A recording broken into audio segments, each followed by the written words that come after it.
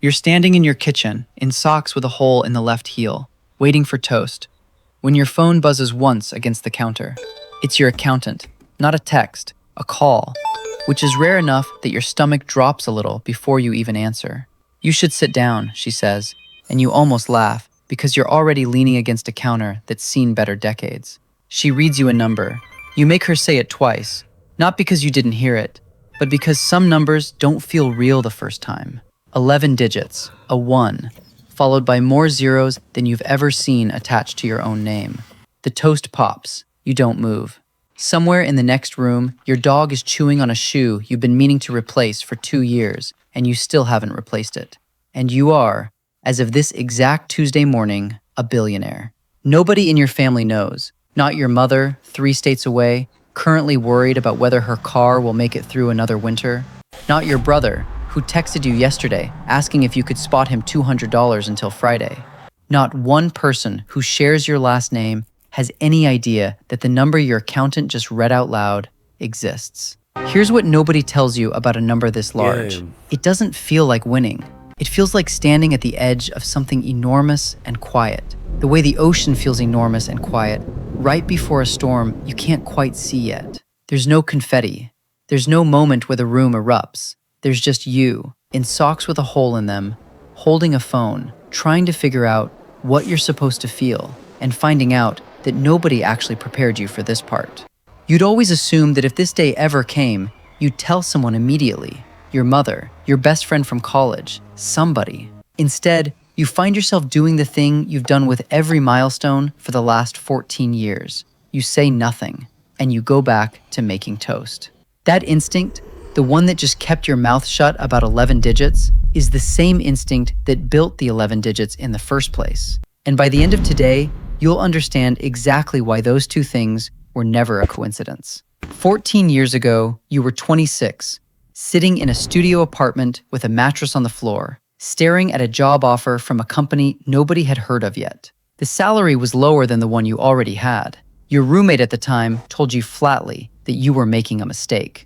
You took the offer anyway, mostly because the equity package included a number of shares that meant nothing to you at the time, a percentage so small it looked like a rounding error next to your actual paycheck.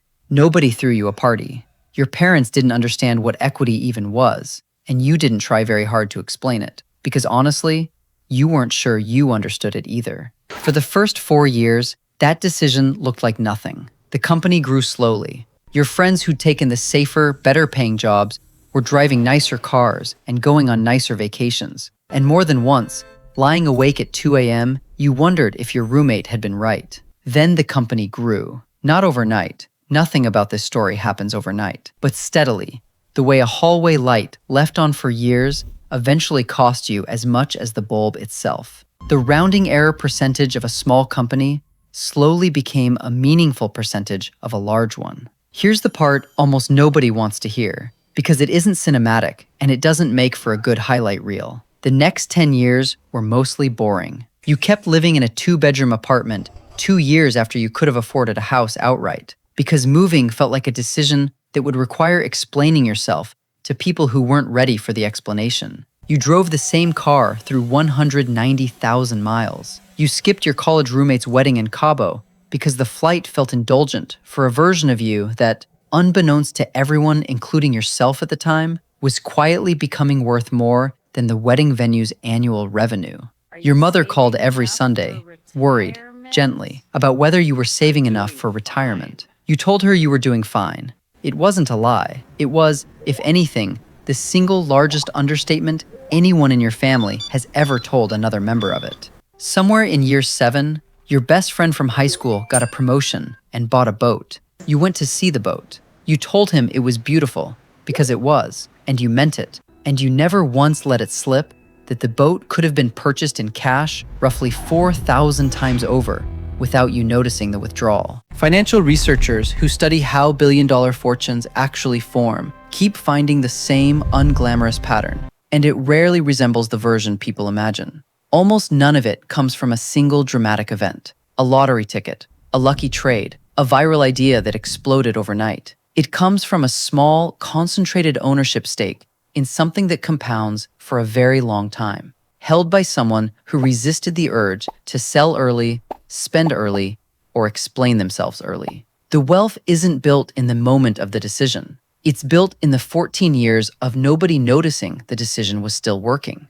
Equity compounding behaves almost nothing like a salary. A salary is linear. You work an hour, you're paid for an hour. Equity in something that grows is exponential. And exponential curves have a specific, maddening property. For most of their length, they look completely flat. The person watching from the outside sees years of apparently nothing happening. The person holding the equity, if they're paying attention at all, sees the same flatness, right up until the curve simply stops being flat.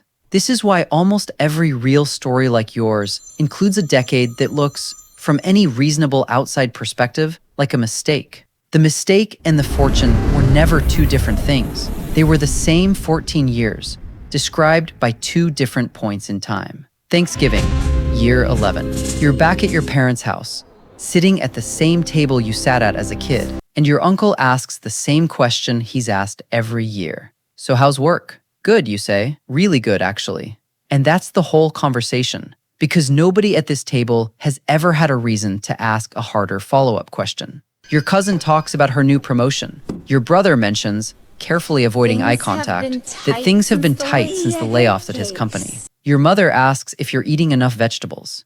Nobody asks what your equity is worth, because nobody at this table has ever heard the word equity used as a noun that could change a person's entire life. To them, you have a good job, a stable one, the kind of job that lets you help out when your brother needs $200, no questions asked. The kind of help that looks, from across the table, like generosity from someone comfortable, not like someone quietly transferring an amount smaller than a rounding error on a rounding error. You clear the dishes. Your father tells you he's proud of you, the same way he's told you every year since you were 7, and brought home a decent report card. He has no idea how enormous the gap has become between the sentence and the truth it's sitting on top of. 2 years before the phone call in your kitchen, your brother calls you at 11 p.m., and you can hear in the first 4 words that something is wrong. He's behind on his mortgage. Not dramatically, 6 weeks, maybe 7, but enough that the calls from the bank have started, and enough that his voice has the specific flatness of someone who has rehearsed asking for help several times before actually doing it. He asks if you could lend him $4,000. He says he'll pay it back within the year. He sounds like he doesn't fully believe that himself. You could pay off his entire mortgage in a single transfer and never notice the money left your account. For one long second, sitting alone in your kitchen at 11 p.m., you consider doing exactly that. You don't. You send him $4,000, framed exactly the way he asked for it. Alone, casual, the kind of amount a sibling with a stable job might reasonably have sitting around. He thanks you like you've saved his life, and in a very real sense, you have. And he never once suspects that the number he's grateful for is smaller, proportionally, than a rounding error you wouldn't bother mentioning to your accountant. There's a version of this story where the silence looks cold, where staying quiet about 11 digits seems like something closer to secrecy than to love. That's not what this actually is, and it never was. The moment your family learns the real number, the relationship changes shape permanently, whether anyone intends it to or not. Your brother's next request stops being a $4,000 loan between siblings and becomes a negotiation with someone who obviously, undeniably, could solve every financial problem in the extended family without noticing the withdrawal. Your mother's Sunday calls stop being about whether you're eating vegetables and start, slowly and understandably, being about whether you're planning to help with her retirement, her sister's medical bills, her neighbor's kid's college fund. None of that makes any of them bad people. It makes them people, reacting exactly the way any family would react to a number this large. And that reaction, however understandable, is precisely the thing that quietly reshapes a relationship from something built on love into something built even slightly on expectation. You didn't stay silent because you don't trust your family. You stayed silent because you wanted for a little while longer to still just be their son, their brother, not a number.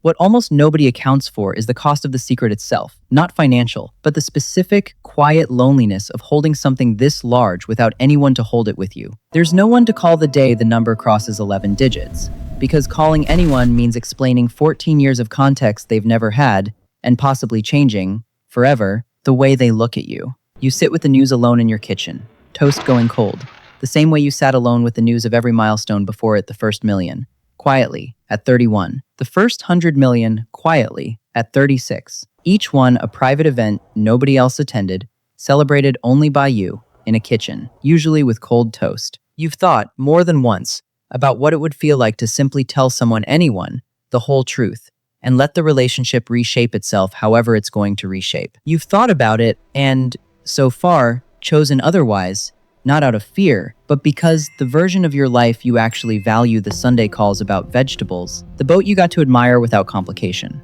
The brother who still calls you first when something's wrong only exists because the secret does. The morning after the phone call, you don't buy a house, you don't buy a car, you do something almost nobody would guess. You quietly set up a fund, structured through lawyers who know exactly how to keep a name off of public paperwork, that will pay off your brother's mortgage entirely, cover your mother's retirement without her ever needing to ask, and fund your cousin's kids' education for the next 2 decades. All of it arriving as a policy, a program, a scholarship fund, never once arriving with your name attached to it. You will never watch their faces when the money lands. You will never hear the thank you. That is, specifically and deliberately, the entire point. The version of generosity you've chosen doesn't need an audience, doesn't need credit, and doesn't require anyone in your family to ever recalculate who you are to them. This isn't the story of someone hoarding a fortune out of fear. It's the story of someone who learned, 14 quiet years at a time, that the most powerful thing about real wealth was never the number. It was the ability to change everything for the people you love without changing how they look at you. 6 months later, it's a Tuesday again.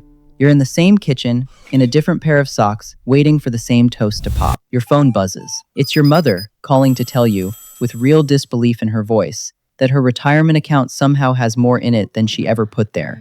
Some kind of employer match error. Her financial advisor thinks, though nobody can quite explain it, you tell her that's wonderful. You mean it completely. Your brother texts a few minutes later. The bank finally called back, and somehow, impossibly, his mortgage balance reads 0. He thinks it's a system glitch. He's already planned 3 ways to spend the relief of a mistake that will never actually get corrected. You put the phone down. The toast pops.